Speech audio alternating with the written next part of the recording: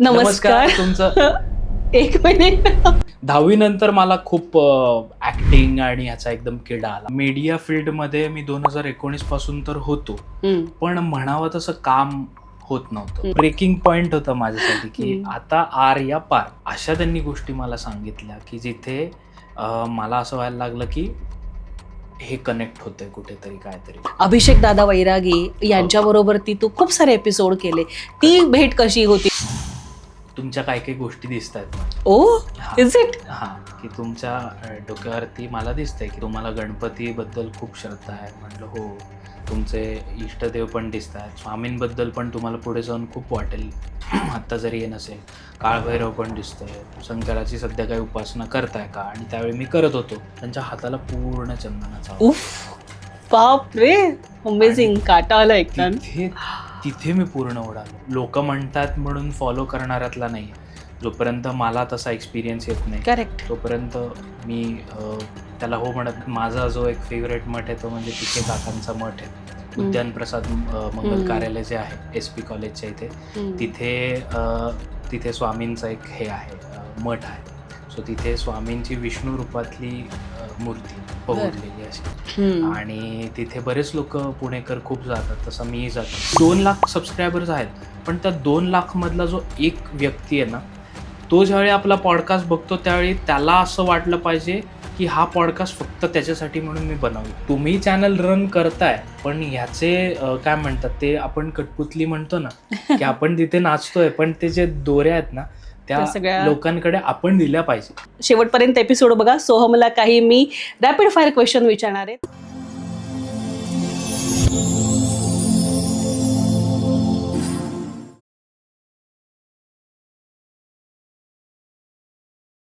नमस्कार. तुमचं एक मिनिट. मंडळी, कन्फ्यूज होताय तुम्ही.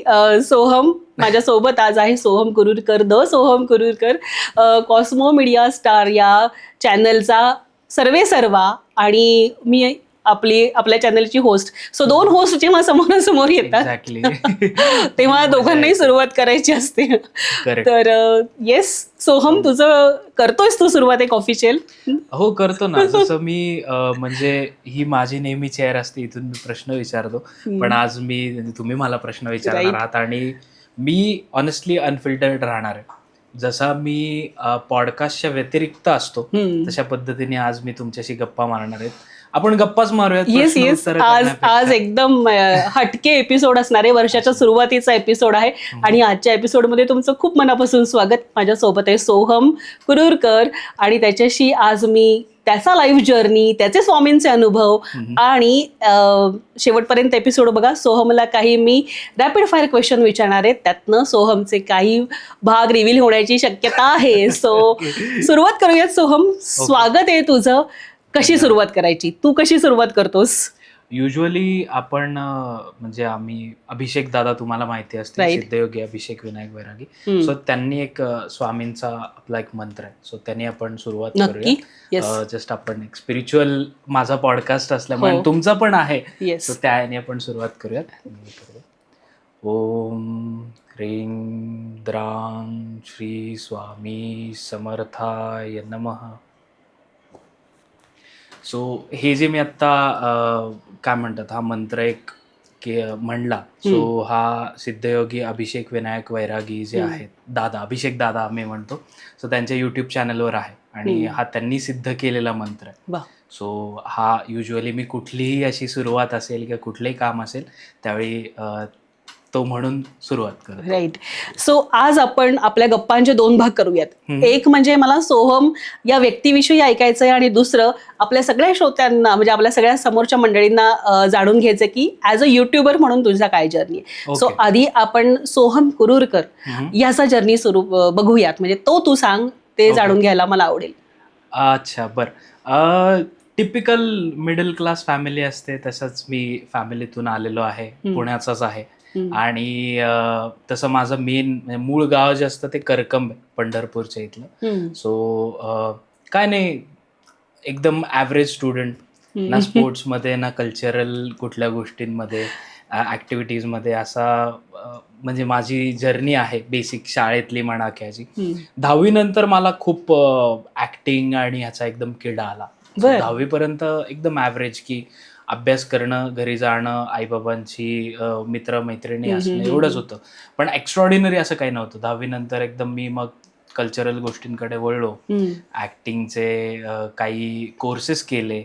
मग कॉलेज लाईफ माझं खूप चांगलं झालं. मी बी.कॉम केलं. त्याच्यानंतर मी मास्टर्स केलं मास मीडिया आणि जर्नलिझममध्ये. आणि 2019मध्ये मी कंपनी चालू केली कॉस्मो स्टार मीडिया म्हणून. सो त्यावेळी आम्ही लोकांचे सोशल मीडिया, त्याच्यानंतर PR किंवा मग यूट्यूब हे असं मॅनेज करायचो. आपले मराठीतले काही कलाकार असतील किंवा काही स्पोर्ट्स रिलेटेड लोक असतील. सो असा तो एक प्रवास थोडक्यात होता. आणि आता तो स्वीट टॉक्स पॉडकास्ट असेल किंवा आपला कॉस्मो स्टार मीडियाचा स्पिरिच्युअल पॉडकास्ट असेल, तिथपर्यंत पोहोचलाय. आता 2 लाख सबस्क्रायबर्स सुद्धा झालेले आहेत. कॉंग्रॅच्युलेशन्स. Thank you so much. आणि 2023मध्ये ही जर्नी सुरू झाली. सो 2 वर्ष त्याला झालेत आणि 2 वर्षात आता आपल्याला 2 लाख सबस्क्रायबर्स झाले. खूप भारी, थोडक्यात भारी ग्रोथ आहे. पण मग हे कधी सुरू झालं की आपल्याला मीडियात काम करायचं किंवा आपला फेसही आपल्याला युट्यूबवरती आणायचा आहे? हे कधी बीज रोवलं गेलं? ॲक्च्युली हा खूप इंटरेस्टिंग ह्याला उत्तर आहे. कसं असतं ना, मीडिया फील्डमध्ये मी 2019 पासून तर होतो, पण म्हणावं तसं काम होत नव्हतं. म्हणजे प्रोजेक्ट्स यायचे, 3-4 महिने चालायचे, जायचे. मग त्याच्यानंतर एक जसं प्रत्येक मीडिया फील्डमधल्या व्यक्तीला वाटतं ना, की अरे पुण्यात काही फ्युचर नाही, आपल्याला मुंबईला जायला हवं. मग तसं मी मुंबईत गेलो कोविड नंतर. आणि कोविड नंतर मुंबईत गेल्यानंतर 6 महिने वगैरे स्ट्रगल केला. पहिले सुरुवातीला हीच लाईफस्टाईल तिथे अप्लाय करायचा प्रयत्न केला, पण लक्षात आलं की मुंबई अशी नाहीये. मला काटकसर करावी लागते, लोकलमधून फिरावं लागतं. किती दिवस तुम्ही आईबाबांचे पैसे वापरणार. करेक्ट. सो एक तो फॅक्टर होता की त्यावेळी मॅच्युरिटी नव्हती. जे काय आहे आईबाबा आहेत ना, आता करतो पण आईबाबा आहेत ना, असं होतं. आणि मुंबईनी मग ते शिकवलं की धडाधड डाऊनफॉल आले, की कंपनीतले जे काय आमचे क्लायंट्स होते, क्लायंट्स ऑलमोस्ट नील होत आले. मग असा विचार केला की आता आपण एक काम करूयात की IT मध्ये कुठेतरी जॉबला बघूयात किंवा वडिलांचा बिझनेस आहे तोच पुढे सांभाळूयात. पण आतमधून कुठून तरी असं वाटत होतं. त्यावेळी मी असं स्पिरिच्युअल एवढा हे नव्हतं. आमच्या घरामध्ये परंपरा आहे, दत्त संप्रदायाची परंपरा आहे. गुळवणी महाराज असतील किंवा मग स्वामी समर्थ असतील, गजानन महाराज असतील, सो यांचं घरात केलं जातं. पण मी तेवढा हे नव्हतं की देवपूजा करणं किंवा रोज नमस्कार करणं वगैरे असं काहीच नव्हतं. आणि मग असं वाटायला लागलं की अरे हे नाही आपल्यासाठी, हे मीडिया वगैरे. आपण जॉब किंवा आपलं रेग्युलर जे घरचे आपल्याला म्हणत होते, आपण रेबेल करत होतो. पण आत कुठेतरी वाटत होतं की एक लास्ट ट्राय आपण करून बघूया. आणि मी त्यावेळी न्यूमरोलॉजी असेल, लॉ ऑफ अट्रॅक्शन असेल, ह्याच्यावर विश्वास ठेवत होतो, नाही असं नाही. मग मी आहे ना शेवटी मला अजूनही आठवतंय, मी CSTला चाललो होतो लोकलमधून आणि मला ते आतून खात होतं की आता आपल्याला डिसिजन घ्यायचा की इधर करायचं हे जॉब वगैरे का नाही करायचं, मीडियामध्येच राहायचं, पण काहीतरी वेगळं करायचं. मी आईला कॉल केला. आईला म्हणलं, आई त्यावेळी माझ्याकडे बँकमध्ये असे 500-600 रुपये किंवा 1000 रुपये, 1500 रुपये असे असायचे. त्याच्यावर मी आपले दिवस काढायचो, कारण घरात सांगायचं नाही की इथे एवढे स्ट्रगल दिवस आले, नाही तर घरचे परत बोलून घेतील. मग असं ठरवलं की आईला फोन करूयात. आईला फोन केला. आईला म्हणलं, आई मला आहे ना एक 10,000 ते 12,000 रुपये हवेत. म्हणलं मला शेवटचेही मी मागतो, मला इथून पुढे नको, कारण की पेनफुल मोमेंट असतो तो एक खरं. खूप, म्हणजे तो ब्रेकिंग पॉइंट होता माझ्यासाठी की आता आर या पार काहीतरी आपण हे करायचं. आई म्हणली कशाला पाहिजेत. म्हणलं माझ्या डोक्यात काही गोष्टी आहेत, त्याच्यासाठी मला एक म्हणलं शेवटची हेल्प कर. आई म्हणली ठीक आहे, पण हे व्यवस्थित वापर बरं का आता. ओके. मग ते जे पैसे आले त्याच्यातून मी हे सगळं यूट्यूबचं प्लॅनिंग, आपल्याला काय काय करायचं आहे, काय काय गोष्टी लागणार आहेत, ह्याच्यावर ते स्पेंड केले. आणि असं टार्गेट ठेवलं. तो काळ जो होता तो ऑक्टोबर-नोव्हेंबरचा काळ होता. म्हणलं आपल्याला जॅनपासून एक आपण आपलं यूट्यूब चॅनल चालू करूया. आणि मी त्यावेळी खूप कॉन्टेंट कन्झ्युम करायचो, अजूनही करतो.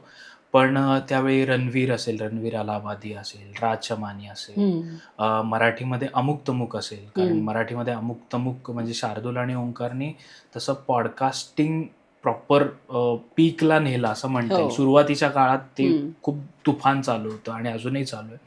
सो म्हणलं आपण असं काहीतरी करूया चालू. आणि म्हणलं मला प्रश्न विचारायला किंवा मला कॉन्टेंट कन्झ्युम करायला खूप आवडतो. सो आता आपण फेस बनवूयात. खूप झालं आपण लोकांसाठी कामं केली, सगळे कलाकारांसाठी केली, स्पोर्ट्स रिलेटेड केलं. आता मला माझं काहीतरी करायचं. सो असं म्हणून प्लॅन करून मग म्हणलं सुरू करूयात. पण आता टॉपिक काय घ्यायचा? कारण की जसं मी म्हणलं अमुक तमुकने एक निश पकडला होता. रणवीरचा एक हिंदीतला निश आहे, राज शमानीचा एक आहे, एक रिअल हिट नावाचा एक चॅनल आहे, जे असं हॉरर आणि ह्याच्या रिलेटेड होतं. म्हणलं आपण काय करू शकतो? तर म्हणलं मी रणवीरचा कॉन्टेंट खूप कन्झ्युम करायचो आणि ते रिअल हिट पण होते. म्हणलं हे हिंदीमध्ये आहेत आणि बऱ्याच गोष्टी यातल्या मराठीत अजून अवेलेबलच नाही आहेत. राईट. स्पिरिच्युअलिटी रिलेटेड असेल किंवा इतर लॉ ऑफ अट्रॅक्शन वगैरे. तर म्हणलं करून बघूयात आपण. लेट्स से काय होईल. असंही आपण फेल होत आलेलोच आहोत. अजून 3 महिने एक स्वतःला दिले होते की चला 3 महिन्यात काहीतरी होऊ शकेल. करेक्ट. असं म्हणून प्लॅन केलं. आणि पहिले आम्ही आठवतंय मी एकटाच होतो.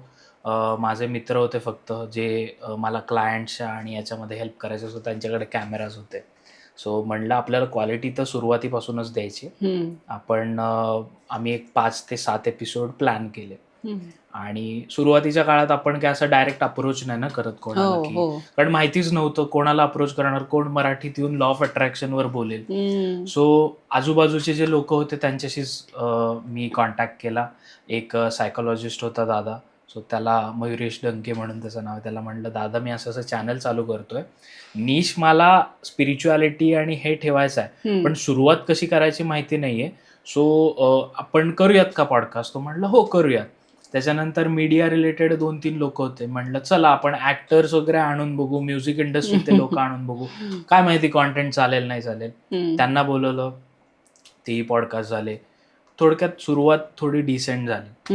मग माझी एक फ्रेंड आहे कल्याणी पै म्हणून. सो आम्ही असंच बोलत होतो. म्हणलं अगं असं स्पिरिच्युअलिटी रिलेटेड काहीतरी करायचं आहे, पण मला कळतच नाहीये की प्रश्न काय विचारायचे, कारण लॉ ऑफ अट्रॅक्शनमध्ये बिलीव्ह करतोय. जसं तुम्ही पण फॅन आहात, तुम्ही पण वाचता, द सिक्रेट बुक आहे. सो हे आपल्याला माहिती, पण विचारणार काय आणि समोरच्यांनी ते वाचलंय का? म्हणजे जो लॉ ऑफ अट्रॅक्शन वाला असेल तो हिंदीत इंग्लिशमध्ये चांगला एक्सप्लेन करेल, मराठीत करेल का? कारण मराठीतल्या लोकांना ते त्यांनी कन्झ्युम पण केलं पाहिजे आणि त्यांना ते पचलं सुद्धा पाहिजे. सो ती म्हणली आपण एक काम करूयात, मी करते, ट्राय करून बघूयात. सो मग तिच्यासोबत आम्ही लॉ ऑफ अट्रॅक्शनचा एक पॉडकास्ट केला. मग तिथून लोकांना ते अटेन्शन मिळायला लागलं. लोकांना कळायला लागले की अरे काहीतरी वेगळं चॅनल आहे बरं का, जे आम्ही युज्युअल बघतो तसं नाहीये. मग लोक आम्हाला म्हणायला लागले की तुम्ही आहे ना हाच कॉन्टेंट ठेवा, आम्हाला बाकी काही नाही ऐकायचं. आम्हाला ना काय म्हणतात ऍक्टर्सचे पॉडकास्ट बघायचे आहेत ना, कुठल्या म्युझिक इंडस्ट्री रिलेटेड बघायचे. तुम्ही हे जे करताय ना हेच कंटिन्यू करा. मग मला लक्षात आहे की त्याच्यानंतर दर्शिकाताई ज्या आहेत, तुफान हिट झाला तो सगळ्यात पहिला पॉडकास्ट की ज्याच्यामुळे चॅनल एस्टॅब्लिश झालं. चॅनलला एक काय म्हणतात ऑडियन्स बिल्ड व्हायला मदत झाली. आणि तो कल्याणींनीच मला, ते पै म्हणून जी आहे माझी फ्रेंड, तिनेच मला दर्शिकाताईंची भेट करून दिली. त्याची पण एक छोटी स्टोरी आहे की दर्शिकाताईंना मी पॉडकास्ट वगैरे करतच होतो, पण मी त्यांना अप्रोच केलं. दर्शिकाताईंना म्हणलं की असं असं माझं हे आहे. तोपर्यंत त्यांना माहिती नव्हतं की हे काय पॉडकास्ट आहे वगैरे. पहिलं म्हणलं मला माझं आकाशिक रीडिंग करायचं, तर करू शकतो का? हा, दर्शिकाताई म्हणल्या हो करू शकतो, पण असं हे नाही करतायत की तू आज म्हणलास मला की मला आकाशिक रीडिंग करायचंय, चल आज ये संध्याकाळी आणि करू. मला ते मास्टर्स कडून यायला लागतं. बरोबर, त्याच वेळी तुला ते मी करू शकेन. सो आजकाल जे लोक म्हणतात ना आम्हाला अपॉइंटमेंट मिळत नाही, ती प्रोसेस आहे. करेक्ट. तर मग माझं असं व्हायचं की 3-4 दिवसांनी मी त्यांना मेसेज करायचो की ताई काही झालं का, ताई काही झालं का. त्या म्हणायच्या नाही अजून काही आलेलं नाही मास्टर्स करून. असं म्हणून मग आमच्या दोघांचाही कॉन्टॅक्ट जवळपास 1-2 महिना बंद झाला. तुला 1-2 महिने, मला 9 महिने वेट करावं लागलं. कारण की तसंच मास्टर्स कडनं नाव फ्लॅश होणं त्यांच्यासाठी खूप इम्पॉर्टंट आहे. त्या ते खूप फॉलो करतात, त्यामुळे येस कंटिन्यू. म्हणजे 1 महिना तो तसा गेला आणि मग सडनली ताईंचा आला की तू आहेस का, उद्या फ्री आहेस का, आपण करूयात. मला अप्रुव्हल आलंय मास्टर्स कडून, मास्टर्सने मला नाव हे केलंय, पण करूयात. म्हटलं ठीक आहे. तोपर्यंत पॉडकास्ट करणार आहोत किंवा हा विषय असणारे काहीच नाही. आकाशिक रीडिंग केलं. आकाशिक रीडिंगमध्ये अशा त्यांनी गोष्टी मला सांगितल्या की जिथे मला असं व्हायला लागलं की हे कनेक्ट होतंय कुठेतरी काहीतरी. त्यांनी मला असं सांगितलं की तू मराठीमध्ये मीडियामध्ये हे पॉडकास्टमध्येच काहीतरी करशील आणि काहीतरी रिव्हॉल्युशन घडेल पुढच्या लाईफ पर्पज. पर्पज तुझा हा आहे की मराठीमध्येच करणार तू, पण काहीतरी रिव्हॉल्युशन येणार आणि पुढच्या वर्षात ते तुला दिसेल. म्हणलं ओके ताई, आता इथपर्यंत आपण आलेलोच आहोत, तर मग करूयात का म्हणलं आपण पॉडकास्ट. एका क्रिएटरची नजर कायम असते. आपण सतत बघत असतो ना कुठला कोण मिळेल हे लोकांना आवडेल का, हे लोकांना आवडेल का. दर्शिकाताई म्हणल्या ठीक आहे म्हणे करूयात, पण पहिलाच पॉडकास्ट म्हणलं माझाही पहिलाच असं काहीतरी एक्सपिरियन्स असणार, करूयात. आणि तो मग आकाशिक रीडिंगचा पॉडकास्ट झाला. त्या ह्यानी लोकांनी लिटरली तो उचलून धरला पॉडकास्ट. खूप अमेझिंग. त्याला अजून सुद्धा व्ह्यूज कंटिन्युअसली येतात आणि तो पहिला पॉडकास्ट ठरला ज्याला बहुतेक तो काहीतरी 12वा का 15वाच पॉडकास्ट होता आणि त्याला 1,00,000-2 लाख असे व्ह्यूज एकदम 3-3.5 लाखापर्यंत गेले असेल. Yes, amazing. तो मेन पॉइंट होता की एक तो ट्रेन मधला ब्रेकिंग पॉइंट, ते तिथे मला दर्शिकाताईंच्या त्या पॉडकास्टला कळालं की ओके आपल्याला अभी गाडी ट्रॅक पे है. कळालेलं आहे आपल्याला काय करायचंय. आणि अर्थातच मीडियाचा थोडा एक्सपिरियन्स होता पहिला, सो तो सगळं अप्लाय करून आतापर्यंत इथे मी आलेलं आहे. सो त्याच्यानंतरचं मला वाटतं की अभिषेक दादा वैरागी यांच्याबरोबर तू खूप सारे एपिसोड केले. ती भेट कशी होती तुझी त्यांची? म्हणजे आता खूप लोकांना क्युरिओसिटी ना, दादांबरोबर बोला, दादांचे एपिसोड म्हणजे अगदी खूप काही मिळालं लोकांना त्याच्यातनं. तर तो तुझ्यासाठी कसा एक्सपिरियन्स होता? तू त्यांना कसं अप्रोच केलंस? खरं तर आहे ना, मी स्वामींवर आपल्याला एक पॉडकास्ट करायचा आहे किंवा स्पिरिच्युअलिटी रिलेटेड करायचा आहे असं कधीच डोक्यात नव्हतं. Law of attraction, occult science असं काहीतरी करू, जसं हिंदीमध्ये चाललंय ते आपण मराठीत आपल्या लोकांना पोहोचवून बघूयात असं मला वाटत होतं. आणि कमेंट्स यायला लागल्या. दर्शिकाताईंचा पॉडकास्ट होता, त्याच्या पुढे 1-2 जे पॉडकास्ट होते त्याच्यावर कमेंट्स यायला लागल्या. लोक म्हणायला लागले की अभिषेक दादांचं तुम्ही पॉडकास्ट घ्या ना, त्यांना स्वामींची सायुज्यता आहे, सो तुम्हाला तो तुम्ही पॉडकास्ट घेऊन बघा, आम्हाला आवडेल बघायला. पहिले म्हणजे मला माहितीच नव्हतं सायुज्यता म्हणजे काय. तर मी म्हणलं ठीक आहे, आता एवढ्या कमेंट्स येत आहेत तर आपण जाऊन बघूयात, ॲटलिस्ट भेटूयात तरी काय. तर कॉन्टॅक्ट झाला. दादांचे जे ॲडमिन मधले आहेत त्यांनी आम्हाला सांगितलं की या वाजता तुम्ही इकडे इकडे या. म्हटलं ठीक आहे.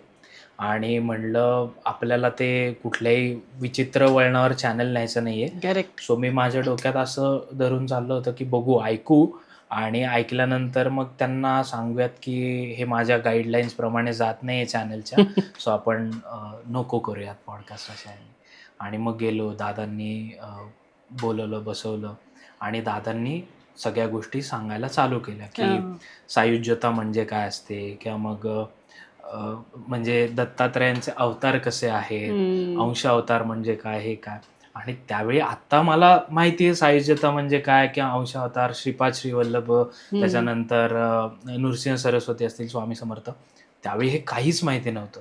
आणि ते ज्या ज्या गोष्टी सांगतात ते सगळं मला बाउन्सर तसंच जात होतं. नुसते ते सांगतायत आणि मी ऐकतोय पण कळत काहीच नाहीये. सो त्यांच्या ते लक्षात आलं की अरे हा ओव्हरडोस होतोय, पण ह्याला ते आता पटवून म्हणजे म्हणणार कसं याला की कळतंय काय नाही कळत हे दिसतंय. मग ते म्हणले की मला कळतंय की तुम्हाला थोडं हे नवीन असेल, पण मी आहे ना तुम्हाला एक गोष्ट सांगतो, मला तुमच्या काही काही गोष्टी दिसत आहेत म्हणजे. Oh is it? हा, की तुमच्या डोक्यावरती मला दिसतंय की तुमचं आराध्य, तुम्हाला गणपतीबद्दल खूप श्रद्धा आहे. म्हणलं हो. तुमचे इष्टदेव पण दिसत आहेत, स्वामींबद्दल पण तुम्हाला पुढे जाऊन खूप वाटेल. आत्ता जरी हे नसेल, काळभैरव पण दिसतोय, शंकराची सध्या काही उपासना करताय का? आणि त्यावेळी मी करत होतो. कारण आपण खरं तर गुरु नसताना ह्या गोष्टी करू नये, पण जे आपण कन्झ्युम करतो कॉन्टेंट, चला आपण कारण त्या फेजमध्ये असतो की मला काही करून ते पुढे जायचंय. पुढे सो जायचंय. त्यामुळे त्या पद्धतीने मी उपासना करत होतो. मग दादांनी सांगितलं की गुरुशिवाय ह्या उपासना करायच्या नसतात, पण मला दिसतंय ते. मग म्हणलं ठीक आहे. तिथपर्यंत पण मी अशाच होतो, अरे हा ठीक आहे, हे सांगतायत पण काय म्हणजे ठीक आहे, मी नाहीच अजूनही म्हणणारच आहे असं. ते म्हणले की मी तुम्हाला एक गोष्ट दाखवतो. म्हणजे माझ्याकडे सुगंध सिद्धी आहे. म्हणजे तुम्हाला असं वाटेल की मी फक्त बोलतोय, पण असे बरेच लोक आहेत बोलतायत. पण मग तुम्हाला एक गोष्ट दाखवायची म्हणजे त्यांनी हात दिला त्यांचा असा की सुगंध घेऊन बघा. मी असा घेतला तर नॉर्मल आपल्या हातांना जसा वास येतो तसा. आणि त्यांनी फक्त डोळे बंद केले. हे माझ्या डोळ्यासमोर चाललंय, असं नाही की आत गेलेत काही. असं आपण जसं बसलो तसं असा हात केला. ते म्हणले की स्वामी तुम्ही आहात याचं मला एक साईन द्या. ते त्यांच्या ह्याच्यात म्हणाले. आणि त्यांनी फक्त हात असा मिटला आणि परत माझ्या म्हणले याचा सुगंध घ्या आता. त्यांच्या हाताला पूर्ण चंदनाचा वास. बाप रे, अमेझिंग. काटा आला एकदम. तिथे मी पूर्ण उडालो. म्हणलं हे काहीतरी वेगळं आहे. हे सिरियसली म्हणजे मी आतापर्यंत अशा माइंडसेटमधून आलो होतो की आपण आता हे ऐकायचं फक्त आणि जाऊयात. पण मग मी तिथे दादांना विचारायला लावलं, मग बरेच प्रश्न विचारायला लावलो. आणि मग आमचं पॉडकास्टचं ठरलं की आपण पॉडकास्ट करूयात वगैरे वगैरे. आणि तरी पण आपल्यात एक असतं ना, म्हणजे एक असा आपण म्हणूयात की सत्पुरुष असतो, पण आपण शेवटी आपल्या स्वभावाप्रमाणे सारखं पोक करायला बघतो त्या व्यक्तीला. या बाजूच्या खुर्चीची ती काय म्हणतात देणगी आहे की परत एकदा रिचेक करणं की नाही हे आहे का, खरंच आहे का. तर ज्या दिवशी पॉडकास्ट होता ना, तर टीम पण असते ज्यावेळी शूट करत असतो त्यावेळी व्हिडिओग्राफर आणि बाकी सगळे लोक होते. तर पॉडकास्ट वगैरे झाला आणि मी परत दादांना म्हणलं, दादा त्या दिवशी तुम्ही जे ते केलं होतं ना, तर ते परत एकदा म्हणलं प्रमाण दाखव. की म्हणजे आपल्याला होतं ना की आता बघू, कारण तिथे तर ते त्यांच्या घरी होते, इथे माझ्या इथे आलेत, मग आता ते खरं होऊ शकेल. हो हो म्हणे, काही प्रॉब्लेम नाही.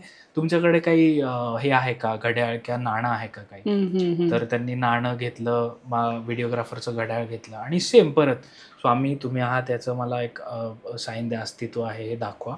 आणि त्यांनी असं ते घड्याळ घेतलं आणि फक्त फुंकर मारली आणि घड्याळ त्या व्हिडिओग्राफरकडे दिलं. त्या घड्याळाला सुगंध यायला लागला चंदनाचा. मग म्हणलं नाही, दादांचं जे हे आहे ते स्वामींना, म्हणजे स्वामींची जी सायुज्यता आहे त्यांच्याकडे, हे लिटरली मी तिथे अनुभवलं. आणि त्यामुळे दादांसोबत स्पेंड केलेला एक क्षण असतो ना, तो म्हणजे फक्त त्यांच्याकडे बघत राहणं की खरंय काय हे बोलतायत, काय हे करतायत गोष्टी, एवढंच असतं. कारण खरंच असं वाटतं की त्यांच्या थ्रू स्वामीच बोलतायत.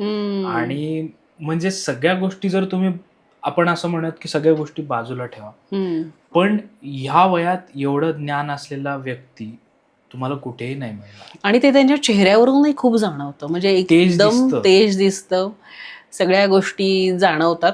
आणि आम्ही जेव्हा, म्हणजे मी प्रेक्षक म्हणून जेव्हा हा पॉडकास्ट बघितला, युट्यूब बाजूला ठेवूया, तेव्हा मला असं वाटायचं, सोहम कसला लोकी आहे, याला नाही का दर्शिकाताईंबरोबर टाइम स्पेंड करतोय, दादांबरोबर टाइम स्पेंड करतोय.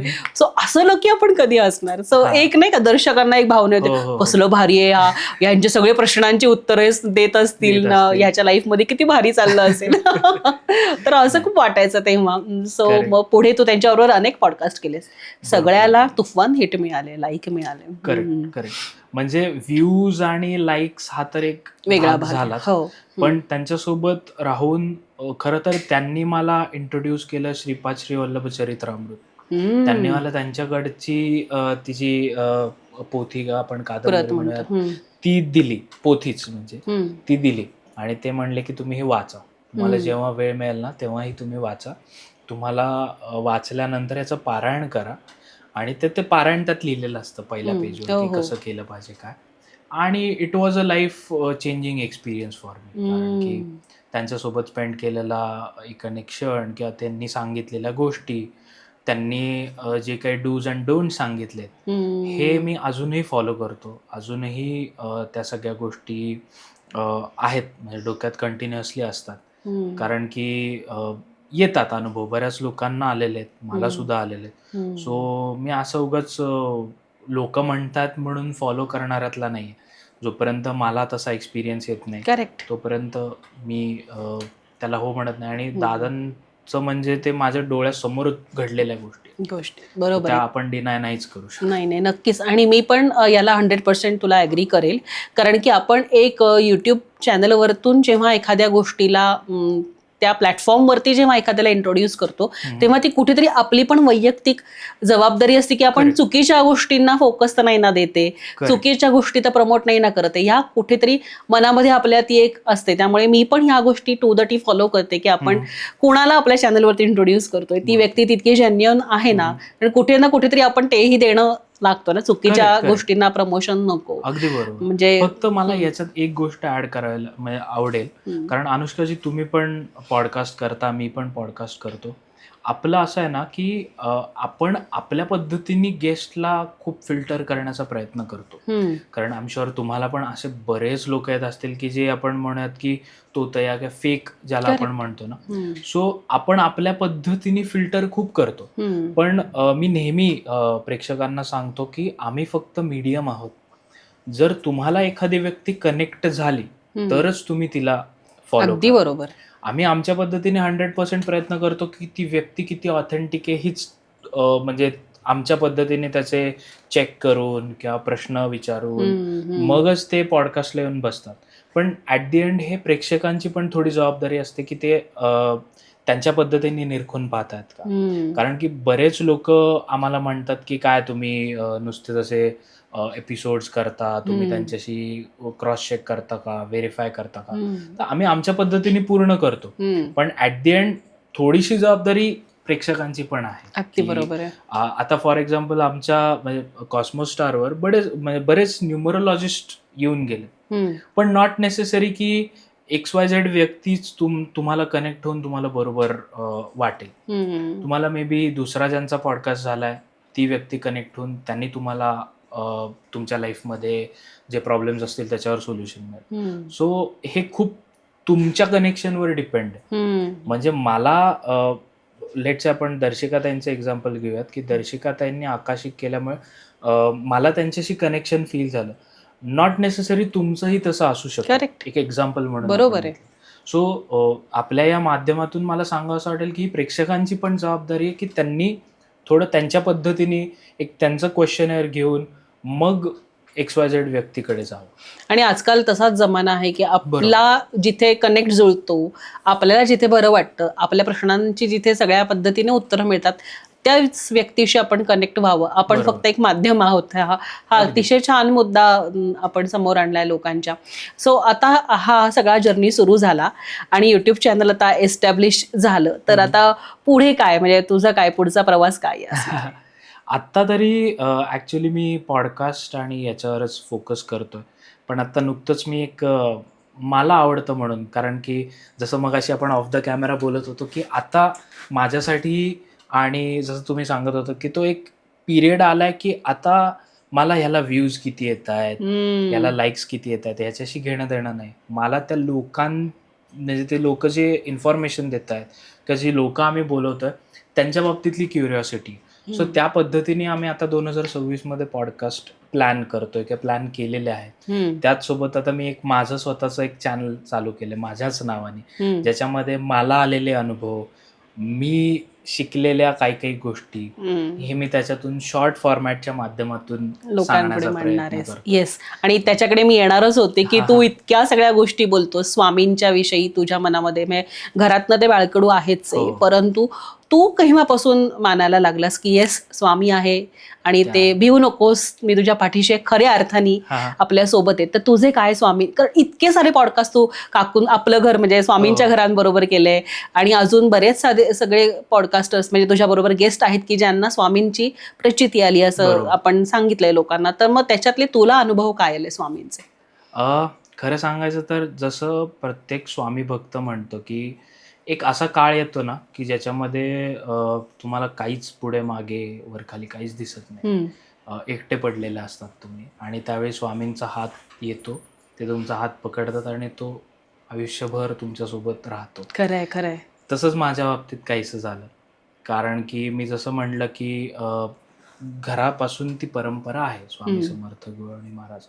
पण जेव्हा दादांनी मला श्रीपाद श्रीवल्लभ चरित्रामृत दिलं, त्याच्यानंतर मी त्याचं पारायण केलं पोथीचं. मग मला कळायला लागलं की हे अवतार का आहेत, त्यांच्याविषयी मी वाचन केलं. वाचन केल्यानंतर मला एक ओढ लागली की आपण एकदा अक्कलकोटला जाऊयात, कारण खूप लहानपणी गेलो होतो. आणि खरं तर दरवर्षी मी माझ्या गावी जातो, म्हणजे करकम जे आहे तिथून हार्डली काय 1.5 तास बहुतेक असेल, 1.5-2 तास अक्कलकोट असेल. पण कधी तसं नाही गेलो. म्हणजे इव्हन आमचे नातेवाईक नेहमी गावाला जाताना पहिले अक्कलकोटला जातात मग येतात. पण मला तोपर्यंत असं वाटायचं की अरे कशाला परत 2 तास हे करायचंय, आहे तेवढं करा आणि चला. पण अक्कलकोटला गेलो. अक्कलकोटला पहिल्यांदा जेव्हा गेलो, ओढ होती. गेल्यानंतर मला ते वाचन वगैरे झालेलं होतं आणि गाडी घेतलेली होती नवीन. सो असं हे होतं की मलाही पहिले, आता आपण एवढं स्वामींचं हे करतोय, वाचतोय, तर मलाही पहिले अक्कलकोटला न्यायची. कारण की त्यांच्यामुळे झालेलं आहे असं आपण समजूयात. तोपर्यंत असा काही अनुभव नव्हता, पण चला यांच्यामुळे सगळं झालेलं आहे अशा.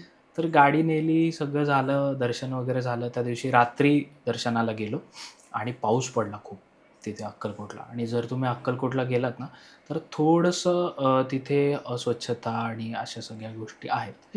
आणि मी जिथे थांबलो होतो तिथे पण खूप अस्वच्छता होती. आणि मला ते बघून एका पॉईंट नंतर नाहीसं झालं की म्हणलं स्वामी, मी तुमच्यासाठी इथे आलो, मला तुम्हाला गाडी दाखवायची होती, तुमच्यामुळे मी इथपर्यंत सगळ्या गोष्टी अचीव करत आलेलो आहे, म्हणजे हे तुमचंच आहे असं मी हे करतो, पण तुम्ही मला असं का हे करताय की एवढं हे की पाऊस पडतोय, अस्वच्छता आहे. म्हणजे त्यात जर तुम्ही गेलात ना अक्कलकोटला तर अलीकडे तुम्हाला चपला काढाव्या लागतात, मग त्या छोट्या ह्याच्यातून जावं लागतं. आणि नेमकं पाऊसच आल्यामुळे मला त्या चिखलातून आणि ते सगळंच, म्हणजे तुम्ही बाहेर गेल्यावर लोकांना कळत असेल मी काय म्हणतो. सो तेवढं सगळं बघून मला नाहीसं झालं आणि म्हणलं स्वामी मी थांबणार नाही. ते मला खरं ॲक्च्युली 2 दिवस थांबायचं होतं. म्हणलं इथे मला थांबणं शक्यच नाही. त्याच दिवशी दुसऱ्या दिवशी पहाट झाली. पहाटे मी काही न करता डायरेक्ट तिथून निघालो. म्हणलं नाही, म्हणलं स्वामी आता मी परत येणार नाही, कारण हे असल्या गोष्टींमध्ये मला नाही हे करायचं आहे. मी वेगळेच एक इमेज घेऊन आलो होतो, पण हे नाही. त्यावेळी मला समाधी मंदिरात पण जाता नाही आलं, कारण मी एवढं ते फ्रस्ट्रेट झालो होतो. आणि झालं असं, हे मी एकदा शेअरसुद्धा केलं की विदिन 6 मंथ्स मला अक्कलकोट घराण्यातले जे राजे आहेत, श्रीमंत मालोजी राजे भोसले तिसरे, तर यांच्या रिलेटेड एका प्रोजेक्टमध्ये काम करण्याची अपॉर्च्युनिटी मिळाली. आणि त्यावेळी अक्कलकोटला जायचं आहे, राजे आहेत वगैरे, पण तिथे जायचं आहे म्हणलं आता चाललोय तर जाऊयात अशा ह्यानी गेलो. आणि राजेंनी त्यावेळी मला सांगितलं की तुम्ही एक काम करा, मी इकडे तिकडे कुठे राहू नका, तुम्ही माझ्या इथे या आणि इथेच थांबायचं आहे तुम्ही. म्हटलं इथे म्हणजे कुठे त्यांचं काहीतरी असे सोय करून दिलेली असेल, तर त्यांनी मला पॅलेसमध्ये सोय करून दिली. मी आणि माझे 2 मित्र होते, सो आमची तिथे सोय करून दिली. आणि तेव्हाही माझ्या लक्षात नाही आलं, सोय करून दिली. त्याच्यानंतर ते म्हणलं आता अक्कलकोटमध्ये आलात म्हणल्यावर तुम्हाला दर्शन वगैरे घ्यायचंच असेल. म्हणलं हो. मग त्यांनी मला त्यांचे जे व्यक्ती असतात ते हे केले की यांना दर्शन करून आणा. विदिन 15 मिनिट्स 15 मिनिटात आम्ही समाधी मंदिर, खंडोबा मंदिर, त्याच्यानंतर वटवृक्ष मंदिर, ह्या सगळ्यांचं दर्शन घेऊन परत आलो. आणि ज्यावेळी मी परत निघालो पुण्याकडे, त्यावेळी मला असं रिअलाईज झालं की अरे आपण 6 महिन्याआधी इथे आलो होतो आणि आपण लिटरली, म्हणजे आपली पात्रता नाही ती तसं म्हणायची, पण स्वामींना असं म्हणलो होतो की काय हे तुम्ही असं केलं वगैरे, मला हे अपेक्षित नव्हतं, एवढी घाण, एवढी अस्वच्छता, मी इथे राहूच नाही शकत वगैरे. आणि 6 महिन्यात त्यांनी आपल्याला अक्कलकोटचे जे राजे आहेत त्यांच्या पॅलेसमध्ये राहण्याची संधी दिली. म्हणलं हे काहीतरी डिवाइन आहे. हे बापरे, युज्युअल सिरियसली, म्हणजे त्यांनी तुला तो श्रीमंतीचा I mean the best place जिथे राहायचा एक्सपिरियन्स दिला. आणि त्या राजेंचं पण हे आहे ना कनेक्शन स्वामींशी, हो, हो. की त्यावरती एक पॉडकास्ट आहे podcast तुझा. आहे. म्हणजे जे दुसरे होते मालोजी राजे भोसले दुसरे, तर त्यांना स्वामींनी सूर्यमणी दिला होता त्यांच्या हातातला. बर. सो ती पण हिस्ट्री आहे. आणि आता ह्या सगळ्या गोष्टी बघून अक्कलकोटमध्ये ह्या ज्या गोष्टी घडतायत, अस्वच्छता आणि हायजीन प्रॉब्लेम वगैरे, हे बघून ते जे राजे आहेत श्रीमंत मालोजी राजे भोसले तिसरे, तर ते तिथे अनुभूती नावाचा प्रोजेक्ट करतात, जिथे अक्कलकोटचा पूर्ण कायापालट ते करण्याचा प्रयत्न करतात इन अ गुड वे. ज्याच्यामध्ये हॉस्पिटल्स असणार आहेत, स्कूल्स असणार आहेत, कारण की तिथे हे जे हायजीन प्रॉब्लेम्स बघून तिथे एक मेडिटेशन मोठं सेंटर होणार आहे. अरे वा. म्हणजे तिथे एक हत्ती तलाव म्हणून आहे, बहुतेक मी बरोबर नाव घेत असेल तर. तिथे स्वामींची मोठी मूर्ती येणार आहे आणि त्या मूर्तीच्या तिथे खाली म्हणजे बाजूनी तळं, मध्ये मूर्ती, आणि तिथे मेडिटेशन सेंटर असणार आहे. सो सही. तिथे लोक मेडिटेशन करू शकतात. प्लस त्या तलावाला बोटिंगची त्यांनी व्यवस्था ते आता करणार आहेत. सो लोक प्रदक्षिणा पण बोटीतून घालू शकतील स्वामींना. सो असे त्यांचे खूप प्लॅन्स आहेत. ते त्या पॉडकास्टमध्ये आम्ही मेन्शन केलेत, पण एक जस्ट जे आता अक्कलकोट आणि स्वामींच्या बाबतीत एक क्युरिओसिटी म्हणून पॉडकास्ट बघत असतील त्यांना म्हणून मी इन्फॉर्मेशन देतो. सही. म्हणजे ते खऱ्या अर्थाने स्वामी मला असं वाटतं की मुलांच्या मनातलं, आपल्या भक्ताच्या मनातलं जाणतात की नाहीये, चल तुला नाही ना आवडत अस्वच्छता, घे, द बेस्ट प्लेसला राहा. करेक्ट. पण कनेक्ट, तो जो कनेक्ट बसतो आणि तिथून पुढे जो जर्नी सुरू होतो विश्वासाचा. अजून एक 2-3 अनुभव आहेत, तू म्हणालास की मित्रांचे पण अनुभव आहेत, तर ते पण आपल्या प्रेक्षकांना सांग. आता कसं होतं ना, मी पॉडकास्टमध्ये असल्यानंतर एकतर मित्रांना एक थोडंसं कुतूहल असतं की अरे हा पॉडकास्टमध्ये किंवा मीडियामध्ये, आणि त्यात स्पिरिच्युअल पॉडकास्ट म्हणल्यावर ते अजून एक एक्स्ट्रा हे असतं की मग तुला काय अनुभव आलाय वगैरे. तर युजली असं म्हणतात ना की अनुभूती शेअर करू नये. बरोबर. सो मी मग मित्रांना असं सांगतो की आता एक तुम्हाला अनुभव किंवा किस्सा सांगतो तो, की आम्ही मुंबईवरून पुण्याला येत होतो, मी आणि माझे 2 मित्र. तर मग ते म्हणत होते की त्यांचा तेवढा अजून त्या काळी विश्वास नव्हता या सगळ्या गोष्टींवर. तर मी मग माझे काही गोष्टी सांगितल्या की मी काय काय कसं कसं फॉलो करायला लागलो पॉडकास्टला. जसं मी अभिषेक दादांचा अनुभव सांगितला, तो सांगितला. तर म्हणलं आता तुम्हालाही असं वाटेल की हे मी सांगतोय ना, तुम्ही कसं काय आयडेंटिफाय करू शकता. म्हणलं स्वामी माझ्या नेहमी सोबत असतात.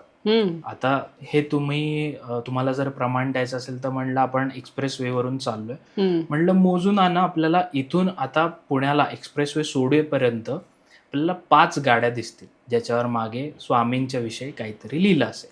बर. आणि असं पण नाही की हा कुठला पीक टाइमचं मी सांगतोय की बरोबर असं दुपारी चाललोय, संध्याकाळी चाललोय. ही वेळ आहे 9 नंतरची, रात्री. बर. चाललोय, एक गाडी दिसली, म्हणलंय बघा, एक दिसल्या स्वामींच्या हातातली, दुसरी दिसली, तिसरी दिसली. आणि आता ऑलमोस्ट जे आपलं ते स्टेडियम लागतं पुण्याला, गहुंजेचं स्टेडियम, तिथपर्यंत आलं आणि तिथे 2 अजून राहिल्या होत्या गाड्या. तर मग ते आता मित्रांच्या डोक्यात फक्त तेवढंच की अरे 3 दिसल्यात, सोहम अजून 2 राहिल्यात बरं का. म्हटलं अरे ठीक आहे, तुम्हाला अजून यायचंय. तर मग तसं बोलता बोलता एक 4थी गाडी गेली बाजूने. म्हणलंय बघा ही झाली 4थी. आणि जो शेवटचा टर्न आहे ना, जिथून आपण खाली उतरतो नॉर्मल हायवेला लागायला, तिथे असं आम्ही टर्न घेत असताना झपकन एक 5वी गाडी गेली. आणि मी काही बोललो नाही, तेच म्हणले की अरे 5वी. त्यांना तिथून हे म्हणजे मे बी हे लॉ ऑफ अट्रॅक्शन पण असू शकेल. जसं आपण म्हणतो की द सिक्रेट मध्ये जसं सांगितलं की तुम्ही जर ते डकच्या बाबतीत विचार केला तर तुम्हाला डक दिसेल 24 तासात. मे बी तसं असेल. पण मी त्या गोष्टीला अशा पद्धतीने पाहतो की असतात स्वामी माझ्या नेहमी सोबत असतात. किंवा युजली आपण म्हणतोच ना की आपण आपल्या डोक्यात काहीतरी प्रश्न चाललेला असतो, आपल्याकडे ऑप्शन्स पण असतात, आणि एखादा येस वाला ऑप्शन आपण समजा विचार करत असतो आणि गाडी येते आणि तिथे मागे लिहिलेलं असतं, भिवू नको मी तुझ्या पाठीशी. कसला विश्वास मिळतो तो आपण एक साईन म्हणून घ्यायचा की येस स्वामी म्हणतात की हो हे करायचं, कर. बरोबर आहे. हे पण सोहम, आता तू काय साधना करतोस स्वामींची? म्हणजे असं साधना सांगू नये, पण तू काय करतोस? जप करतोस, काय करतो, दर्शन घेतोस, तू कशा पद्धतीने? मी नामस्मरणात जास्त विश्वास ठेवतो. सो माझा हा प्रयत्न असतो की रोज ॲटलिस्ट एक तरी जपमाळ करावी, ज्याच्यामध्ये पण 108 वेळा जप जो करतो तो. त्याच्यासोबत दर गुरुवारी प्रयत्न करतो पुण्यामध्ये मठात कुठल्या तरी जावं स्वामींच्या. त्यातल्या त्यात माझा जो एक फेवरेट मठ आहे तो म्हणजे तिखे काकांचा मठ आहे.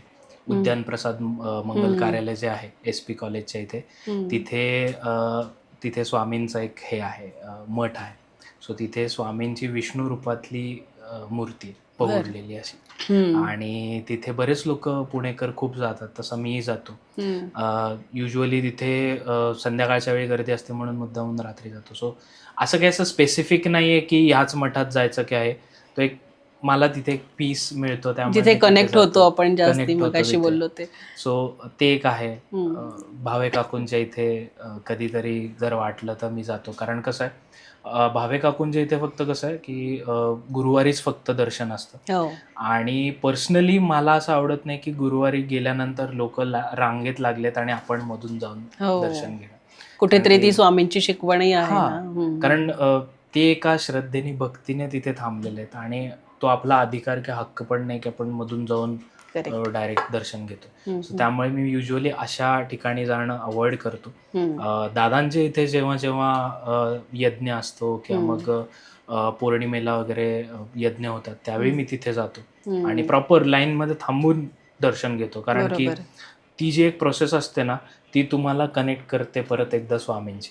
कारण मला ऑनेस्टली VIP कल्चर जे आहे त्या बाबतीत थोडा मी अगेन्स्ट आहे पर्सनली.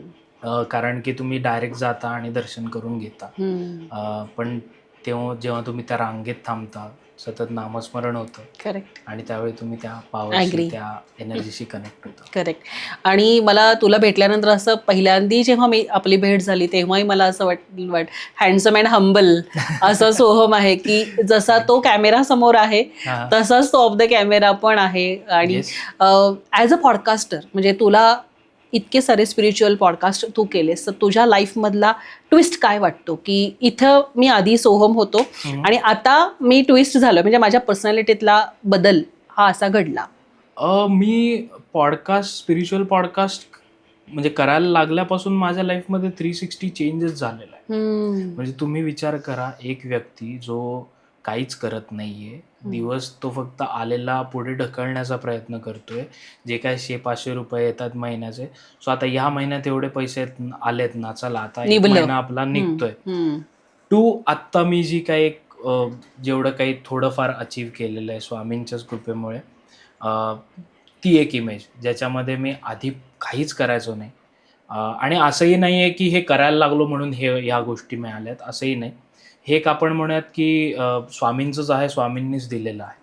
सो त्यामुळे जेव्हापासून मी स्पिरिच्युअलिटीमध्ये आलोय तेव्हापासून पहिली गोष्ट म्हणजे शांत झालो. कुठल्याही गोष्टीवर रिॲक्ट किंवा रिॲक्शन देणं गरजेचे असते का, ह्या एक स्वभाव आलेला आहे. आणि थोडक्यात अशाच प्रकारचे काही काही चेंजेस आहेत की ज्याच्यामध्ये अर्थातच ज्यावेळी तुम्ही स्पिरिच्युअलिटीला कनेक्ट होता तुम्ही शांत होता. प्रत्येक गोष्टीला किंवा प्रत्येक घटना ही का घडली, माझ्याच बाबतीत का घडली म्हणण्यापेक्षा हा स्वामींचा काहीतरी संदेश आहे, त्यांनी पुढे काहीतरी लिहून ठेवलं, बेटर प्लॅन असेल. मला काय हवंय त्यापेक्षा मी कुठल्या गोष्टींना पात्र आहे हे स्वामींना जास्त माहिती आहे, त्यामुळे बरोबर ऍक्सेप्ट करायचं आणि पुढे जायचं. करेक्ट. आणि मला पण मी कुठेतरी तुला रिलेट करू शकले, कारण की 1.5 वर्षापासून पॉडकास्टमध्ये पण मी आहे आणि मला असं वाटतं की जे आपण गेस्टकडनं शिकतो ते आपण अंमलात आणलं नाही, म्हणजे नुसतंच लोकांना ब्रह्मज्ञान देत राहिलं आणि आपण जर स्वतः जर ते स्पिरिच्युअलिटी किंवा जे काय ते सांगतात त्यांच्या पर्सनॅलिटीतला काहीतरी एक गुण आपण घेतला तर त्याच्याने आपली पर्सनॅलिटी पण आपोआपच काम डाऊन व्हायला मदत होते किंवा शांतता येते किंवा एक नवीन थॉट प्रोसेस तुम्हाला मिळते, नवीन गोष्टीशी कनेक्ट होतं. या सगळ्या गोष्टी आहेत. सो खूप भारी वाटलं तुझा एक वेगळा आस्पेक्ट लोकांसमोर या चॅनलच्या माध्यमातून आला. अगदी आता मला सांग की युट्यूब चॅनल तू सुरू केलं, आता पुढचा जो भाग मी मगाशी म्हटलं तसं की 2 की अनेकांना युट्यूब चॅनल सुरू करायचं असतं. जसं की मी तुला कनेक्ट झाले की मी माझं चॅनल सुरू केलंय, सोहमला मी भेटले आणि विचारलं की व्हॉट नेक्स्ट, काय करू मी आता, पुढे कसं जाऊ. तर ह्या सगळ्या गोष्टींसाठी तू काय सांगशील की यूट्यूब चॅनलकडे युथनी कसं बघावं? कारण आता उठतात लोक यूट्यूब चॅनल सुरू करतात, त्यांना वाटतं की द बेस्ट आहे, पण आपल्याला माहिती आहे की त्याच्यासाठी किती पेशन्स आणि परिश्रम घ्यावे लागतात. सो ते एक अगदी थोडक्यात सांग की कसं आहे. आता मी ॲज अ मार्केटिंग काय म्हणतात पर्सन म्हणून याचं उत्तर देईन. सो मला 2 गोष्टी वाटतात. पहिले म्हणजे जर तुम्हाला असं सांगितलं की 1 वर्ष आहे तुम्हाला हा कॉन्टेंट प्रोड्यूस करायचा आहे, याचे तुम्हाला काही पैसे मिळणार नाही. जर तुम्हाला आतून आवाज आला हो मला हे करायचं तर तुम्ही यूट्यूब करा. क्या बात आहे. आणि दुसरी गोष्ट म्हणजे यूट्यूब हे कोणाच्या तरी त्याचा रिमोट कोणाच्या तरी हातात आहे.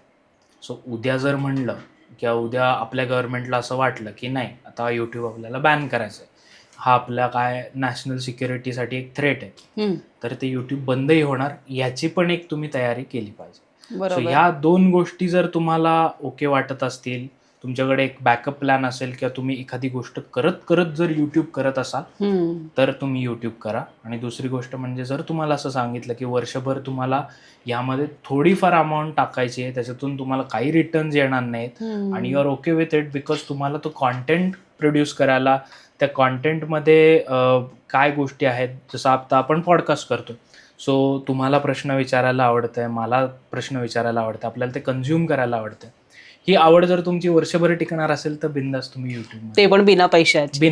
राईट. कारण की एपिसोड साठी कॉस्ट आहे, खर्च आहे, शूटिंगसाठी खर्च असतो मंडळी. तुम्हाला एडिटिंग द बेस्ट करून घ्यायचं असेल तर त्याला पे करावं लागतं, तुम्हाला थंबनेलसाठी पे करावं लागतं, गेस्टसाठी पण पुन्हा प्रश्न सगळा जिथे आर्थिक येतो, गणित प्रत्येक एपिसोड मागे जेव्हा आर्थिक तुम्हाला द्यायला लागतं तेव्हा ती कुठेतरी आवड जोपासताना 50 वेळेस विचार करावा लागतो असं मलाही वाटतं. कारण की दीड वर्ष झाले मी जेव्हा चॅनल सुरू करते तेव्हा कुठेतरी माझ्याही मध्ये हा स्टक पॉइंट आला होता. तेव्हा मी सोहमला भेटले आणि सोहमला विचारले की काय करू आता पुढे.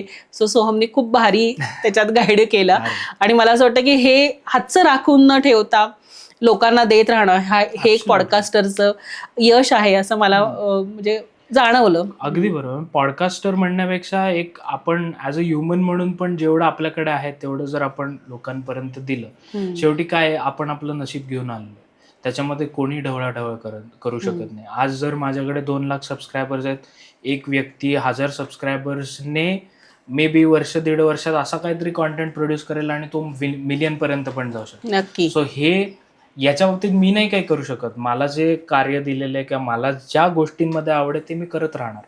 सो हातचं राखून ठेवून काही होत नाही. त्यापेक्षा जसं मी म्हटलं ना की लोक आत्ता हे जस्ट वलय पॉडकास्टमध्ये खूप, आता तुम्ही बऱ्याच महिन्यांपासून किंवा वर्षांपासून पॉडकास्ट करताय, त्यामुळे तुम्ही बघत असाल की महिन्याला 5-5, 10-10 चॅनल्स येतात, अगदी पॉडकास्टच करतात. आम्ही तर असं बघतो की same content, same guest, same काय म्हणतात स्टार्ट मिड एंड सगळं अख्खं कॉपी पेस्ट करून कॉन्टेंट बनवतात. सुरुवातीला खूप चांगले व्ह्यूजही येतात, कारण की आत्ता आजकाल असं लोकांना वाटायला लागलंय ना की हा XYZ प्रकारचा आपण कॉन्टेंट करूया जेणेकरून व्ह्यूज येतात 6 महिने, 7 महिने, 8 महिने, पण एकदा ते 12 महिने होऊन गेले की मग लक्षात येतं की अरे नुसतंच जात आहेत आपल्याकडून, येण्याचं प्रमाण काहीच नाही, पैसे रिटर्न्स काहीच नाही येतात. मग ते चॅनल्स तिथेच अडकून राहतात किंवा काही काही लोक बंद पण करतात. म्हणजे हा एक्सपिरियन्स तुम्हालाही आला असेल की काही काही लोक आपल्याला म्हणतात की अरे यांचा आहे ना डाऊनफॉल चालू आहे सध्या. अगदी असं म्हणतात डाऊनफॉल चाललाय आणि नंतर आपल्याला असं लक्षात येतं की अरे आपलं तर कंटिन्युअसली चालू आहे पोस्टिंग आणि हे, आणि यांच्या चॅनलवर व्हिडिओजच नाही पडत. मग नक्की डाऊनफॉल कोणाचा चालू आहे. किंवा मग मी माझ्या टीमला नेहमी सांगतो की अरे मग असा डाऊनफॉल आहे ना सगळ्याच युट्यूब चॅनल्सला येऊ दे, जर एवढे चांगले सबस्क्रायबर्स वाढतात, लोक पाहतात, एंगेज होत आहेत, असा डाऊनफॉल प्रत्येकाला यावा. खरंय. हेच मला सांगू असं वाटतं. नक्की. आणि युट्यूब इज ऑल अबाउट, म्हणजे प्रेक्षकच आपल्यासाठी सर्व आहेत, तेच आपल्याला पुढे नेतात, प्रत्येक गोष्टीला कमेंट करतात, भरभरून प्रेम करतात. सो युट्यूब सारखं लाईव्ह माध्यम नाही असंही मला वाटतं नेहमी, की तुम्हाला इन्स्टंट लोकांच्या रिॲक्शन्स कळतात. आवडलं नाही तर स्किप करण्याचा अधिकार त्यांच्याकडे आहे, न बघण्याचा अधिकार त्यांच्याकडे आहे. सो आपण आपल्या पद्धतीने कंटेंट क्रिएटर म्हणून हेच करू शकतो. द बेस्ट 200% आपल्याला जितकं चांगलं देता येईल तितकं आपण नक्कीच देऊ शकतो. म्हणजे याच्यामध्ये ना आम्ही हा सुरुवातीपासून फॉर्म्युला यूज केला. फॉर्म्युला म्हणण्यापेक्षा एक कोर बिलीफ सिस्टम असते ना तुमची, की 2 लाख सबस्क्रायबर्स आहेत, पण त्या 2 लाख मधला जो एक व्यक्ती आहे ना तो ज्यावेळी आपला पॉडकास्ट बघतो त्यावेळी त्याला असं वाटलं पाहिजे की हा पॉडकास्ट फक्त त्याच्यासाठी म्हणून मी बनवला. बरोबर. आणि याच्यामध्ये थँकफुली यूट्यूब पण आपल्याला खूप मदत करतं. म्हणजे आता 2026 मध्ये त्यांनी ते फीचर एक आणले की तुम्ही व्हॉइस नोट मार्फत तुम्ही कमेंटला रिप्लाय करू शकता. करेक्ट. सो ह्याच्यापेक्षा बेटर ॲज अ क्रिएटरसाठी तुम्हाला काय टूल मिळणार आहे तुमच्या ऑडियन्सला कनेक्ट व्हायला. आणि इट्स म्हणजे ऑल अबाउट ऑडियन्स, की तुम्ही तुमच्या ऑडियन्स आणि क्रिएटर याच्यामध्ये तुम्ही कशी तुमची एक तुमचा ट्रस्ट बनवून ठेवताय, तुमची कशी कम्युनिटी बनवताय, तुमचा एक परिवार झाला पाहिजे तो. बरोबर. म्हणजे फक्त आमचा जर सॅटर्डेला पॉडकास्ट येतोय म्हणल्यावर सॅटर्डे टू सॅटर्डेच आपलं कनेक्शन आहे असं नाही वाटलं पाहिजे. इतर तुम्ही त्यांना गोष्टींमध्ये इन्व्हॉल्व्ह केलं पाहिजे, त्यांचं ओपिनियन, जसं आम्ही त्यांचं ओपिनियन घेतो. आता मी असं नाही म्हणणार ऑनेस्टली की माझे सगळेच पॉडकास्ट चांगले जातात. एखादा पॉडकास्ट खाली जातो, मग त्याच्यामध्ये मी लोकांनाच विचारतो का नाही आवडला बरं हा तुम्हाला. लाईव्ह ज्यावेळी आमचं सेशन असतं मग ते सांगतात की नाही याच्यामध्ये XYZ गोष्ट नव्हती, आम्ही तुझं चॅनल या गोष्टीसाठी सबस्क्राईब केलंय पण त्याच्यात हा कॉन्टेंट नव्हताच. मग ते आम्हाला नोट डाऊन करून घ्यावं लागतं किंवा मग लोक सजेस्ट करतात की आता तुम्ही ना यांना बोलवा, आम्हाला यांना ऐकायचं. अरे वा. सो तुम्ही चॅनल रन करताय पण ह्याचे काय म्हणतात ते आपण कठपुतली म्हणतो ना की आपण तिथे नाचतोय पण ते जे दोऱ्या आहेत ना त्या सगळ्या लोकांकडे आपण दिल्या पाहिजे. खरंय खरंय. त्यांची आवड शेवटी आपल्याला कळतं ना कालांतराने की लोकांना आपल्याकडनं हे अपेक्षित आहे, हे बघायला लोकांना आवडते. सो तेच आपण देण्याचा प्रयत्न केला तर जास्ती स्टॅबिलिटी राहील आणि जास्ती व्ह्यूज आणि I always believe in pop culture. म्हणजे लोकांना जे कन्झ्युम करायचं आहे ना त्या पद्धतीने आपण हे केलं पाहिजे. म्हणजे त्याच्यात काही एक्सेप्शन्स पण आहेत की आफ्टर अ पॉइंट जे तुम्ही कॉन्टेंट प्रोड्यूस कराल त्याप्रमाणे लोक तर पाहतीलच, पण आता ते आहेत म्हणून आपण आहोत. अगदी मान्य. उद्या त्यांनी जर असा विचार केला 2 लाख लोकांनी की मला याचा व्हिडिओ बघायचाच नाही तर माझ्या चॅनलची माझी काही व्हॅल्यूच नाही. बरोबर आहे. So it's all about pop culture आणि लोकांना काय हवंय, लोकांचा आता मूड काय, त्या पद्धतीने आपण गोष्टी केल्या. नक्कीच नक्कीच नक्कीच. सोहम, आता बघ आपण इतकी वर्ष झाले पॉडकास्ट करतोय, त्या पॉडकास्टमध्ये कुठेतरी एक असा एक पॉइंट येतो की जिथे असा कर्सर स्ट्रेट जातो, एक सायलेंट स्ट्रगल असतो प्रत्येकाला की तो तुझ्या आयुष्यातला काय आणि त्याच्यावर तू कशी मात करतोस? युजली प्रत्येक क्रिएटर किंवा इन जनरल व्यक्ती सुद्धा रिलेट करू शकेल की एक ब्लॉक येतो माइंडला की अरे आपण हे जे करतोय हे नक्की चाललंय का व्यवस्थित, का हे फक्त आपण पाट्या टाकायची कामं करतोय. सो क्रिएटिव्ह ब्लॉक येतो की आता नवीन काय, कुठल्या रोज नवीन गेस्ट काय, म्हणजे कोणाला शोधायचं, कसं शोधायचं, शोधणार कसं, विषय कुठला आणणार. कारण की पर्सनली मला आय एम अगेन्स्ट इट की सारखे सारखे तेच गेस्ट बोलवणं आणि त्याच विषयांवर हे करणं. मला कन्झ्युम करायला खूप आवडतं कॉन्टेंट, त्यामुळे मला नवीन नवीन लोकांपर्यंत आपण काय आणू शकतो, नवीन विषय कसे आणू शकतो यावर रिसर्च करायला आवडतं. पण कधी कधी ह्याचाच ब्लॉक येतो की आता नवीन काय करणार आपण, किंवा आता गेस्ट आणायचा आहे, टॉपिक माहिती पण यांना शोधणार कुठून काय. करेक्ट. सो अशा पद्धतीचा ब्लॉक येतो. मग अशा वेळी आम्ही एक काम करतो, पूर्ण टीम जी आहे इधर आम्ही एक पूर्ण दिवस ऑफ घेतो, त्या दिवशी काम करत नाही, ऑफिसला सगळे येतो, काम करत नाही आणि आम्ही सगळे असं गोल करून बसतो आणि त्यावेळी मग मी शांत होतो आणि त्यांना म्हणतो तुम्ही सांगा आता तुम्हाला काय वाटतं या टॉपिक विषयी. आणि थँकफुली टचवूड आमचे टीममेट्स पण असे सगळे स्पिरिच्युअल असल्यामुळे मला ज्यावेळी ब्लॉक येईल किंवा कधी कधी माझे काय म्हणतात काही आयडिएशन जे असतात ना ते वर्क नाही होत पण त्यांचे आयडिएशन्स वर्क होतात. क्या बात है. आणि मला ते बघून किंवा ते रिझल्ट बघून खूप चांगलं वाटतं. मग मी प्रत्येक बाबतीत कुठले असू दे, म्हणजे फॉर एक्झाम्पल आता आज पॉडकास्ट रिलीज होणार असेल तर मी डिस्कस करतो की काय वाटतं तुम्हाला, हा पॉडकास्ट तुम्ही बघताना म्हणून कसा वाटला. मग ते सांगतात की नाही सर हा चांगला वाटला, हा याच्यात ह्या गोष्टी वाटल्या. काही म्हणजे माझा एक मला असा मायनस पॉईंट वाटतो की मी मुद्दा सोडून कधी कधी काहीतरी वेगळं विचारायला लागतो आणि गेस्ट पण उत्तरं देतो. सो मग ते सांगतात की सर अहो याच्यात तुम्ही एवढे टॉपिक्स बोललायत की आता लोक काय म्हणून हे बघायला येणार. सो हे सारखे इनपुट्स मग त्यांच्याकडून घ्यायचे. त्यावेळी आपण सायलेंट मोडला जायचं आणि ते म्हणतात ती प्रोसेस फॉलो करायची. रिसिव्हिंग मोड ऑन हवा प्रत्येक वेळेस. एक्झॅक्टली. Open for feedback. आणि त्यांनी दिलेला फीडबॅक हा नेहमी जेन्युइन असतो आणि तो वर्क सुद्धा होतो. करेक्ट. सो हे बघ, आता आपली भेट जशी झाली ना, की आम्ही 4-5 युट्यूबर तुझ्याकडे आलो, आमचं चॅनल आहे आणि कुठेतरी आम्ही स्टक झालो.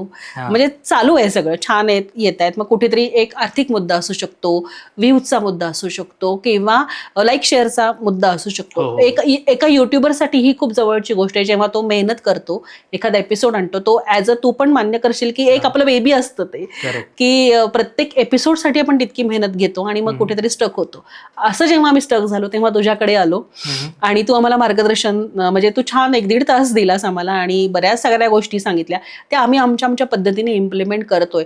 पण आपला हा पॉडकास्ट बघून जर तुझ्याशी कोणाला संपर्क करायचा असेल आणि तू गायडन्स देणार असशील तर तू असे सांग की तू देणार आहेस का लोकांना, असं काही आहे का तुझ्या डोक्यात काही? नाही, 100%. म्हणजे मी जसं सांगितलं की हातचा राखून आपल्याला काहीच करायचं नाहीये. सो डिस्क्रिप्शन मध्ये मी तुम्हाला नंबर देईन, सो तो तुम्ही प्लीज टाका, किंवा मी ते फ्लॅश पण जर करता आला तर तो आपण करूया, ज्याच्यामध्ये आम्ही डेफिनेटली हेल्प करू ज्यांना जे क्रिएटर्स आहेत, ज्यांना नवीन त्यांचं यूट्यूब चॅनल चालू करायचं असेल.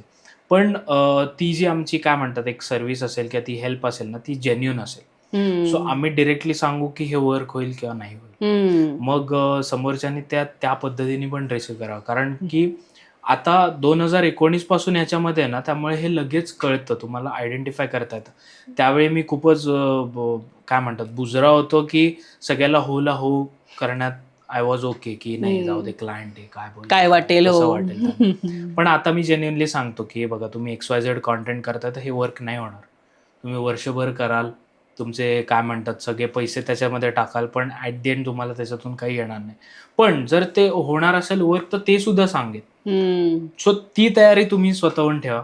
आणि त्याच्यानंतर आमचा जो मेन बिझनेस आहे, ज्याच्यामध्ये आम्ही सोशल मीडिया मार्केटिंग करतो, त्याच्यानंतर यूट्यूब मॅनेजमेंट करतो, तो सुद्धा आहे. आम्ही बऱ्याच लोकांचे आता यूट्यूब चॅनल हँडल करतो. मग त्याच्यामध्ये मधुराताई असतील, मधुरा वेलणकर असतील, किंवा मग अविनाश विश्वजित असतील, म्युझिक कंपोजर्स, आणि बाकी असे स्पिरिच्युअल याच्यातले पण बरेच लोक आहेत की जे मलाही सांगायला आवडेल की जे आमच्या इथे येतात, पॉडकास्ट करतात, पण त्यांना आजकालच्या ज्या आधुनिक गोष्टी आहेत ना, की बऱ्याच प्रेक्षकांचा प्रश्न असतो की अरे आम्ही फोन केला की यांना लागत नाही, किंवा मग आम्ही यांना इंस्टाग्रामवर कसं प्रश्न विचारू शकतो, यांना फॉलो कसं करू शकतो, यांचे वेगवेगळे व्हिडिओज असतात का, आम्हाला यांचं चॅनल फॉलो करायचं आहे. सो ही जी सगळी प्रोसेस आहे ना, हे प्रत्येक गेस्टलाच समजू शकेल असं नाही.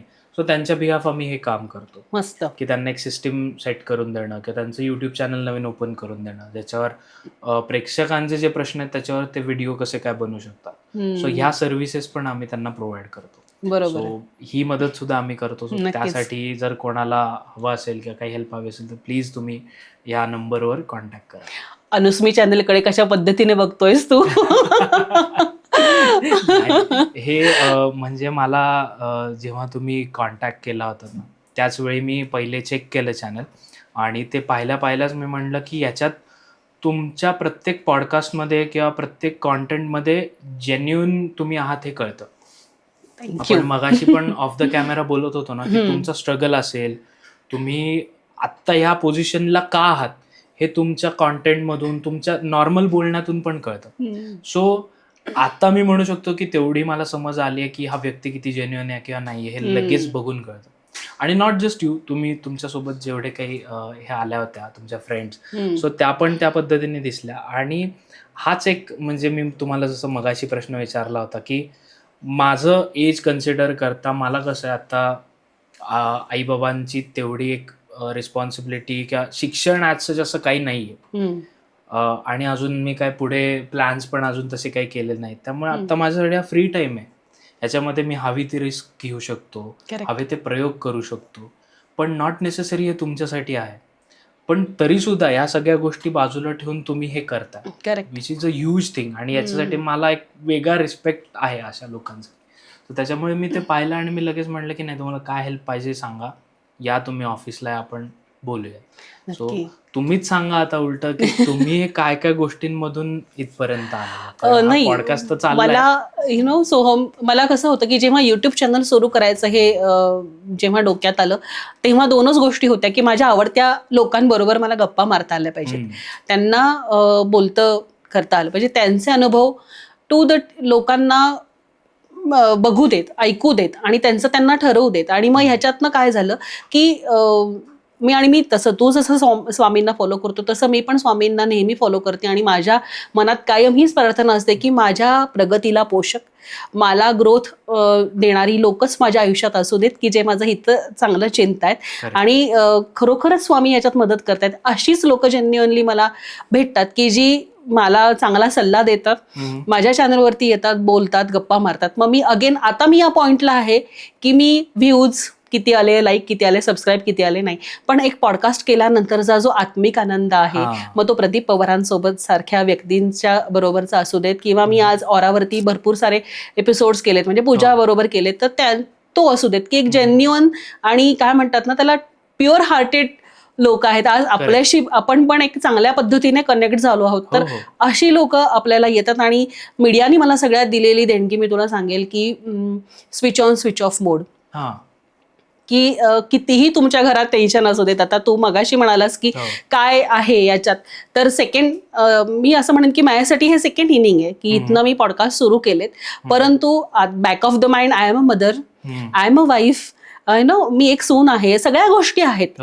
पण जेव्हा मी पॉडकास्टला तुझ्यासाठी आपण आज भेटणार, शूट करणार, तर घरातलं सगळं आहे, मुलांचं सबमिशन आहे, हे सगळं बाजूला ठेवून स्टुडिओत आल्यानंतर जो स्विच ऑन स्विच ऑफ मोड आहे की जी मला आकाशवाणी आणि दूरदर्शनची देणगी आहे, तर ते खूप छान पद्धतीने मी शिकले की काम बाजूला आणि हे बाजूला, फेडर म्हणजे रेडिओत सुद्धा फेडर ऑन केलं की मी श्रोत्यांची आहे, नमस्कार श्रोते हो, किंवा आज पॉडकास्टसाठी सुद्धा सगळं टेन्शन बाजूला ठेवून तुम्ही जेव्हा पॉडकास्ट करता तेव्हा सगळ्या मेंटली रिलॅक्स होतात. आणि मला असं वाटतं की हेच पॉडकास्टचं म्हणजे काय काम केल्याचा जो आनंद आहे, मग तो लाईक शेअर जाऊ देत तिकडे, परंतु व्ह्यूज जाऊ देत, पण तो एक आनंद आहे ना, समाधान आहे, ते पुढच्या 2 दिवस आपण त्या झोन मध्ये राहतो की यार आय डिड समथिंग बेस्ट, मजा आली काम करताना, एपिसोड करताना खूप काही मी शिकले.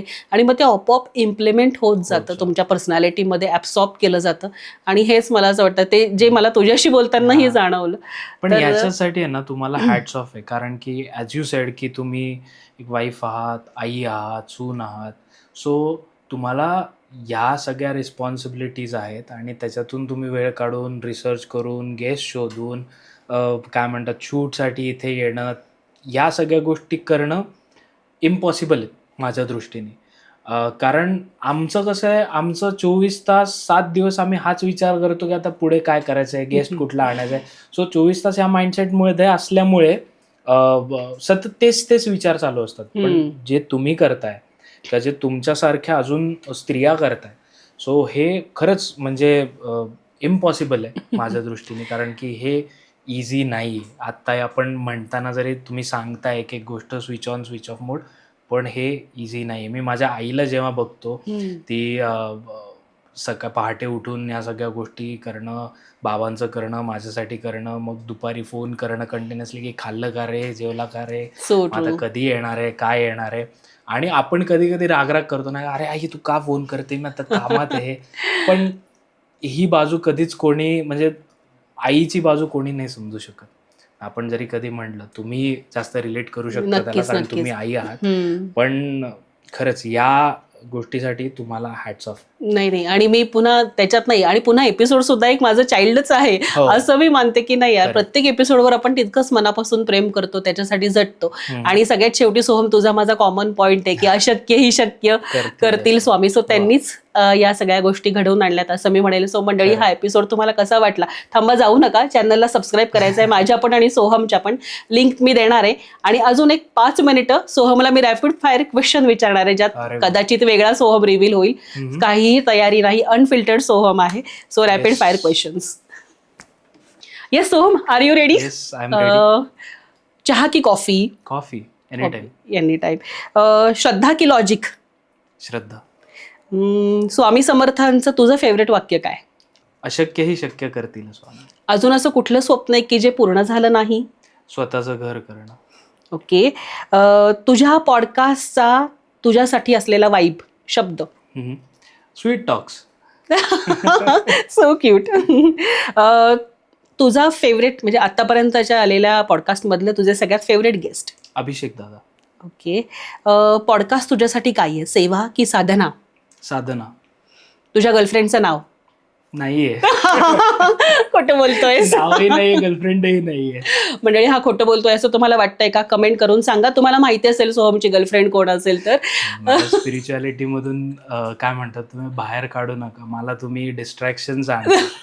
माझी एवढी छान साधना कामं चाललेत त्यामुळे. पण तू एवढं हंबल आहेस, हँडसम आहेस, सो आजकाल आणि आजकालच्या तरुण पिढीचं प्रतिनिधित्व करतोस, सो गर्लफ्रेंड नाही याच्यावरती मी तरी विश्वास ठेवणार नाही. नाही, सध्या तरी नाहीये, पण Okay. इन फ्युचर तुम्हाला कळतील, बऱ्याच गोष्टी कळतील. अजून नक्की. काही काळ थांबा. ओके, तो योग्य संधीची आपण वाट पाहू. मंडळी, आजचा एपिसोड तुम्हाला कसा वाटला हे खरोखर आम्हाला कमेंट करून सांगा.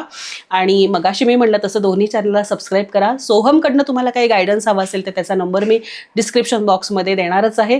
सो पुन्हा भेटूयात नवीन एपिसोडमध्ये नव्या व्यक्तीसह. तोपर्यंत मी अनुष्का आजच्या एपिसोडमधनं सोहमसोबत तुमचा निरोप घेते. नमस्कार.